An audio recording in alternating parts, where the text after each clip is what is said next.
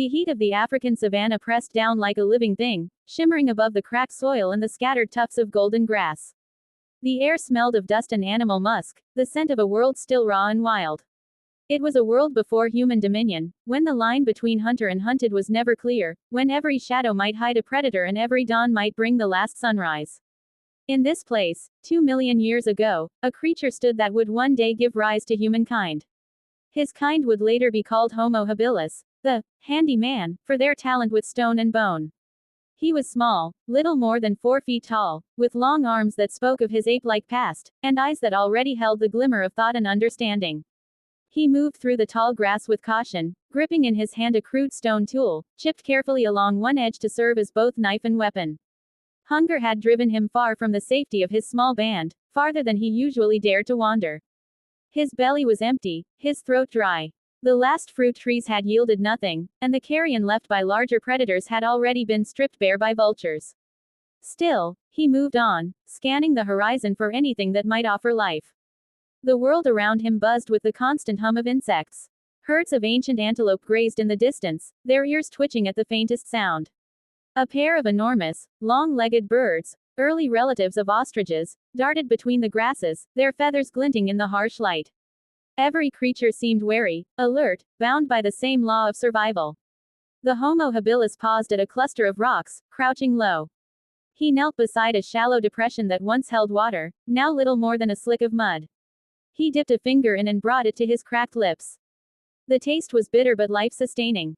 He drank slowly, his eyes scanning the distance. It was then that he noticed movement near the tree line, a flicker of red-brown fur, the shimmer of motion too deliberate to be the wind.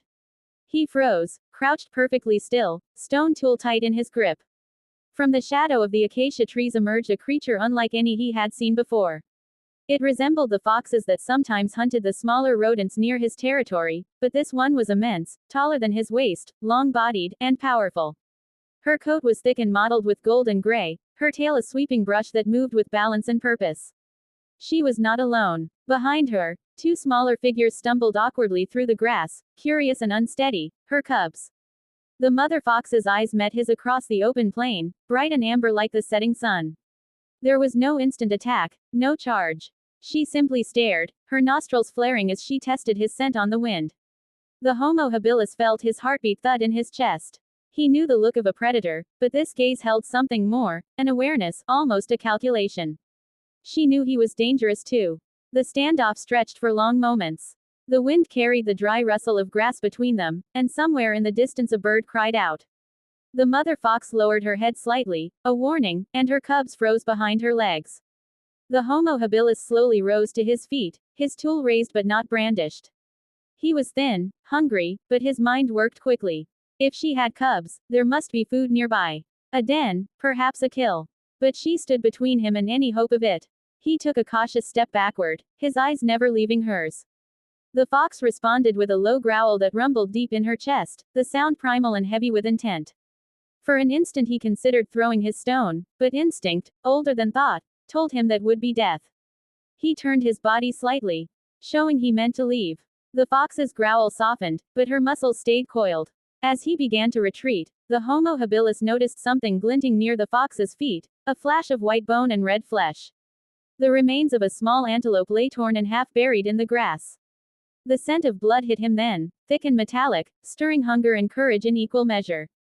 He hesitated, torn between the need to live and the instinct to survive another day. The fox noticed his glance and stepped over the carcass, her fur bristling. Her cubs whined softly, confused by the tension. The Homo habilis licked his cracked lips and took another step backward. He had no pack to aid him, no fire to frighten the beast. Alone, he was no match for her teeth or claws. Yet the hunger was a gnawing pain now, a hollow ache that dulled fear. He bent slightly, letting his fingers brush the dirt, feeling the grit, the weight of the stone in his hand. He took one breath, two, and then he shouted. The cry was harsh and strange, not words but something like defiance. The fox flinched, startled by the sound. He raised his arms high and stamped his foot, yelling again. The cubs darted backward, mewling in alarm. For a moment the mother fox stepped away from the carcass, uncertain. He lunged forward, swinging the stone and slamming it against the ground, sending up a puff of dust. The sound was sharp and loud. The fox snarled, snapping her teeth, but the sudden boldness of the small primate had broken her rhythm. She barked, a deep, guttural sound, and began to herd her cubs toward the trees. Still facing him, she backed away, never turning her gaze. Only when her young were safely hidden in the brush did she turn and vanish into the shadows. The Homo habilis stood trembling, his heart hammering, but he had not been attacked. The air was still heavy with her scent, wild and strong, but she was gone. When the silence returned, he approached the kill. The carcass was fresh, only a few hours old. Flies already gathered in dark clouds around the open belly. He crouched and sniffed cautiously, then cut into the meat with his sharp-edged stone. The flesh was tough but edible. He ate greedily, tearing small strips and swallowing quickly, always glancing toward the trees in case the fox returned. The taste of blood filled his mouth, hot and coppery. Each bite restored a little strength, a little lightness to his limbs. It was dangerous, what he had done, but it was also victory. In this moment, the boundary between man and beast blurred. Both fought for their young, for their survival, for one more sunrise. As dusk began to fall, the sky turned violet and gold. He had eaten enough to fill his belly, though the fox's scent still lingered in the air. The Homo habilis gathered what meat he could carry in a scrap of hide and began the long walk back toward his shelter. The night sounds were rising now. The chirp of insects, the distant roar of lions, the eerie cry of nocturnal birds. He felt small beneath the vast, star-filled sky, yet part of something immense. Around him, the world pulsed with life and death in equal measure, and he, fragile though he was, had claimed his place within it. The encounter with the fox would not be remembered by history, but in some quiet way it marked a step forward, a test of courage and cunning, a spark of the mind that would someday shape the destiny of a species. The mother fox returned to the carcass later that night. She sniffed the air, cautious, her ears twitching at every sound. The primate was gone, but his scent lingered, strange and unsettling. She growled softly, nudging the bones. Her cubs emerged from the brush, whining with hunger. She led them away from the remains, guiding them toward safer ground. In her instinct, there was no resentment, only the eternal rhythm of survival. She would hunt again, and her cubs would grow stronger. Somewhere, deep within their shared mammalian hearts, both she and the small hominin understood the same law: the world offered nothing freely. Life was taken, not given. Days later, the Homo habilis returned to the same plain, this time with two others from his group. They carried stones and sticks, moving cautiously but purposefully.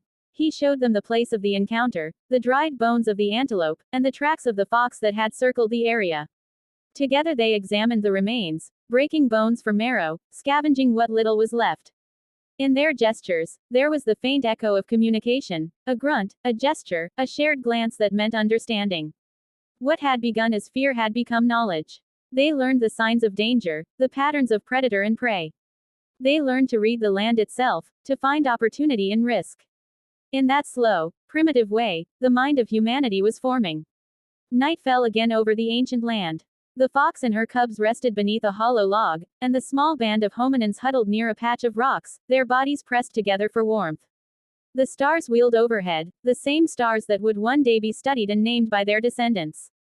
The wind carried the mingled scents of earth, smoke, and fur. Somewhere, far off, a predator roared. But here, in this small corner of the world, there was peace, a fragile, momentary balance between fear and understanding, hunger and survival. The Homo habilis dozed, his dreams filled with flickers of movement in the grass, the flash of golden eyes, and the haunting echo of his own defiant cry. The fox dreamed too, her body twitching as her mind replayed the strange encounter with the upright creature who had dared challenge her.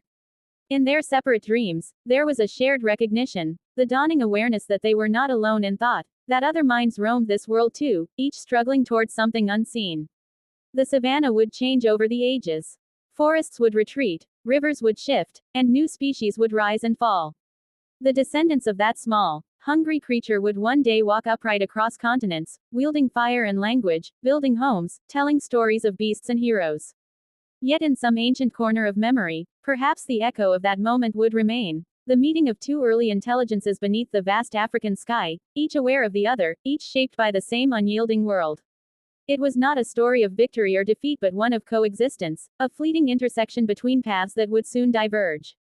And though millions of years would pass, those cities would rise where grass once grew, the same wild heartbeat would still pulse within humanity, The echo of that ancient encounter, when a small, clever creature met the gaze of a mother fox and, for a moment, saw himself reflected there.